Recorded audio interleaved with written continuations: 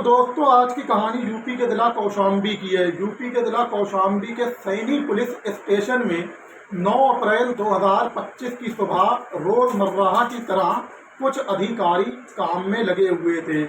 वहीं आपको बता दें कि कुछ लोग भी शिकायत दर्ज कराने आए थे, जहां सिपाही जो हैं कुछ लोगों की शिकायत भी दर्ज कर रहे थे। फिलहाल कुछ उच्च अधिकारी जो थे पुलिस स्टेशन के, वो भी अपने काम में लगे हुए थे। तभी भागता दौड़ता एक व्यक्ति कौशाम्बी के सैनी पुलिस स्टेशन में आता है, जिसके कपड़ों पे धूल थी और जनाब उसके चेहरे पर चिंता की लकीरें साफ दिखाई दे रही थी। फिलहाल वो व्यक्ति आता है और सीधा सीधा पुलिस स्टेशन में जाता है, थाना प्रभारी के पास, और जाके कहता है कि साहब, मेरा भाई गायब है, जो कि 2 अप्रैल को गायब हुआ है। आज पूरा उसे 1 सप्ताह हो गया है। शिरवर कुमार मेरे भाई का नाम है, कहीं भी उसका कोई सुराग नहीं लग रहा है, जबकि वो कह के गया था घर से 2 अप्रैल को डफिलपुर संग जाने का। फिलहाल अब उसका कहीं से कोई सुराग नहीं लग रहा है। हमने हर जगह आस पड़ोस में भी पता कर लिया है, रिश्तेदारी में भी पता कर लिया है, और उसका मोबाइल फ़ोन भी लगातार बंद जा रहा है।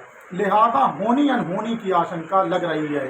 शिरवर कुमार का भाई गौतम कुमार कहता है।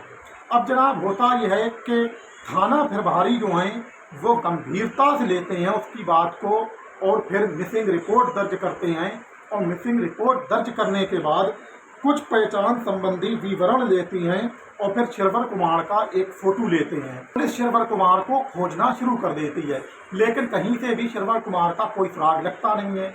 फिलहाल होता यह है कि 14 अप्रैल 2025 को एक व्यक्ति जो है डफलपुर के पास मौजूद घने जंगल में होता है, और वो व्यक्ति लकड़हारा होता है। तभी घने जंगल में मौजूद पुराने से एक कुएं पे लकड़हारे की नज़र पड़ती है, और जब वह कुएं के पास जाता है तो कुएं में से उसे कुछ दुर्गंध महसूस होती है। जिसके बाद वो लकड़हारा झांक कर देखता है कुएं में, तो उसे एक शव दिखाई देता है। फिलहाल फौरन ही वो डफलपुर के कुछ लोगों से इस बारे में चर्चा करता है, जिसके बाद डफलपुर के पास मौजूद घने जंगल के एक पुराने कुएं में शव होने की खबर आग की तरह फैल जाती है। थोड़ी ही देर में होता यह है कि सैनी पुलिस स्टेशन की पुलिस भी सूचना मिलने पर पहुंच जाती है। अब वहां पहुंचने के बाद कुएं से लाश को निकलवाने के लिए पुलिस दमकल विभाग टीम की मदद लेती है और कुछ स्थानीय लोगों की मदद लेती है, और शव कुएं के बाहर निकलवा लेती है। लिहाजा होता यह है कि अब पुलिस जब शव का निरीक्षण करती है तो पुलिस के दिमाग में बात आती है, हो ना हो 9 अप्रैल को गौतम कुमार ने जो मिसिंग रिपोर्ट दर्ज कराई थी शिरवर कुमार के गायब होने की, पुलिस कहती है हो ना हो ये शव शिरवर कुमार का ही होगा। फौरन ही पुलिस सूचना देती है शिरवर कुमार के भाई गौतम कुमार को, और गौतम कुमार को बुला लेती है और फिर शव को दिखाती है। गौतम कुमार शव देखता है और रोने लगता है और कहता है कि जी हाँ, ये शव उसके भाई शिरवर कुमार का ही है। लिहाजा अब शव को भेज दिया जाता है पोस्टमार्टम के लिए। उसके बाद पुलिस जो है कातिल का पता करने के लिए लग जाती है जांच में। लिहाजा पुलिस जब जांच पड़ताल शुरू करती है तो जांच पड़ताल करती है कहाँ से? शिरवर के मोबाइल फ़ोन से। शिरवर के मोबाइल फ़ोन को सर्वेलांस पे लगाती है, लोकेशन खंगालती है, और वहीं आपको बता दूं कॉल डिटेल खंगालती है, और फिर इसके संपर्क में कौन कौन था इसे भी खंगाला जाता है, यानी कि कॉलिंग डिटेल को भी खंगाला जाता है। लिहाजा होता यह है कि जब लोकेशन को ट्रैक किया जाता है सर्वेलांस पे, तो 2 अप्रैल की जो लोकेशन थी डफिलपुर गांव के घने जंगल में कुएं के पास की, वो लोकेशन आ रही थी किसकी? कमला और रमेश की। यानी कि कमला और रमेश के मोबाइल फ़ोन की लोकेशन आ रही थी किसके पास? शिरवर के मोबाइल के पास। लिहाजा पुलिस का शक गहराता है किस पे? रमेश और कमला, ये दोनों जीजा साली थी, इन्हीं दोनों पे गहराता है। अब पुलिस जब कॉल डिटेल खंगालती है तो कॉल डिटेल से पता लगता है कि शिरवर कुमार कमला से लंबे समय तक फ़ोन पर बातचीत भी किया करता था। कमला और शिरवर कुमार के बीच लंबे समय तक घंटों घंटों फ़ोन पर बातचीत हुआ करती थी। लिहाजा पुलिस का शक गहराता जाता है, और फिर 1 महीने के बाद 14 मई 2025 को मोरचारा मोड़ से रमेश और कमला को पुलिस गिरफ्तार कर लेती है, और उसके बाद रमेश और कमला से पूछताछ करती है पुलिस।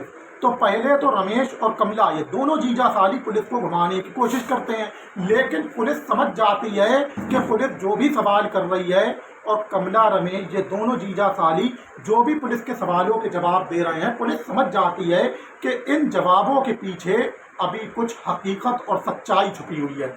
जब पुलिस को शक गहराता है, पुलिस कड़ाई से पूछताछ करती है।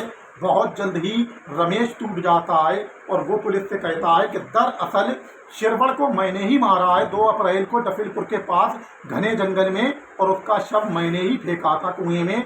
लेकिन पुलिस पूछती है क्यों मारा था, तो रमेश बताता है कि दरअसल शिरवण मेरी पत्नी विमला के साथ अवैध संबंधों में था और इसकी भनक मुझे बहुत पहले लग गई थी। मैंने अपनी पत्नी पे नज़र रखना शुरू कर दी थी।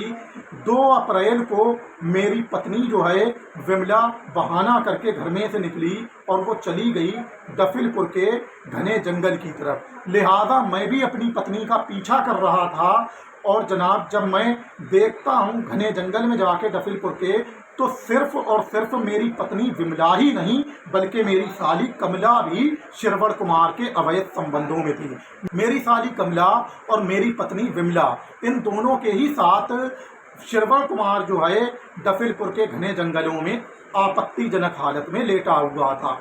ये हरकत देखकर मेरी बर्दाश्त के बाहर हो गई, सहन क्षमता जो थी वो खत्म हो गई, जिसके बाद मैंने शिरवण कुमार पे अचानक हमला किया और अचानक एकाएक हुए हमले में शिरवण कुमार संभल नहीं पाया। मेरी पत्नी विमला वहां से भाग निकली, वह रुकी नहीं क्योंकि वो भी समझती थी कि अब जो हो रहा है ये रुकने वाला नहीं है।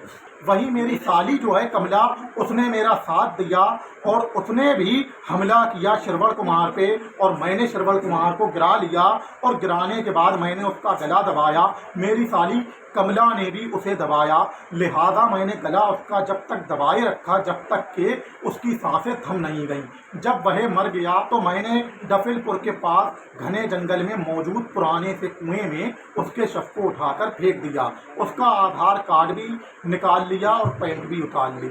फिलहाल होता यह है कि अब ये दोनों कमला और रमेश ये दोनों जीजा साली जब जुर्म को कबूल करते हैं तो पुलिस दोनों को ही अरेस्ट करती है और फिर शिरवण कुमार का इन दोनों के पास से आधार कार्ड और पैंट भी बरामद कर लेती है। उसके बाद इन दोनों को जेल भेजती है और मोटी सी चार्जशीट एक अदालत में लगा देती है। फिलहाल शिरवण कुमार और कमला ये दोनों जीजा साली अब जेल में हैं। 2 घर बिगड़ गए, जहां रमेश ने अपने गुस्से पे काबू नहीं किया और जनाब शिरवण को मौत के घाट उतार दिया। उसके बाद एक तो बच्चा जान से चला गया, उसका भी घर बिगड़ा। दूसरी तरफ रमेश और उसकी साली कमला ये दोनों जेल चले गए, इनका भी घर बिगड़ा। अब ये दोनों जेल में हैं और जेल की हवा खा रहे हैं। फिलहाल अदालत में मुकदमा चल रहा है। तो दोस्तों ये थी पूरी कहानी शिरवण और विमला की लव स्टोरी की। दोस्तों किस तरह से रमेश और कमला ने मारा था किसे शिरवण को, इसका ना तो कोई गवाह था और ना ही कोई सबूत था, क्योंकि ना कोई वहाँ पे जंगल में देखने वाला था और ना ही शिरवण की आवाज़ को सुनने वाला था। फिर भी पुलिस ने टेक्निकल जांच के जरिए आरोपियों को पकड़ लिया। फिलहाल पूरी कहानी शिरवण और विमला की लव स्टोरी आपके सामने रख चुका हूँ। कहानी अच्छी लगी हो तो लाइक करना, सब्सक्राइब करना, हो सके तो दोस्तों में शेयर भी कर देना। प्यारे दोस्तों, सच्ची घटनाओं की कहानियाँ जो गुलजार खान यूट्यूब चैनल के माध्यम से आप लोगों के सामने लेकर आता हूँ, वो इसलिए लेकर आता हूँ कि आप लोग गुलजार खान यूट्यूब चैनल के माध्यम से सच्ची घटनाओं कहानियाँ सुनो और फिर क्राइम से 2 कदम दूर रहो, क्योंकि अपराधी कितना भी चाहते हो वो एक दिन पकड़ा जाता है। आप लोग पढ़ो लिखो, अच्छे इंसान बनो, इंजीनियर बनो, डॉक्टर बनो, साइंटिस्ट बनो और साइंटिस्ट बन के अपने प्यारे देश भारत के लिए अच्छी अच्छी मिसाइलें बनाओ, अच्छे अच्छे फाइटर जेट बनाओ, अच्छे अच्छे डिफेंस सिस्टम बनाओ, ताकि हमारा प्यारा देश भारत आगे चल के चीन जैसे खतरनाक दुश्मन का सामना कर सके। यही गुलजार खान यूट्यूब चैनल के माध्यम से देश के नौजवानों को सच्ची घटनाओं कहानियाँ सुनाने का मतलब है और यही गुलजार खान यूट्यूब चैनल की देश के नौजवानों को सीख है और यही गुलजार खान यूट्यूब चैनल की देश के नौजवानों को हिदायत। प्यारे दोस्तों, अगले ब्लॉग में बहुत जल्द ही आप लोगों से मिलूंगा। जब तक के लिए मुझे दीजिए इजाज़त। खुशामदीद।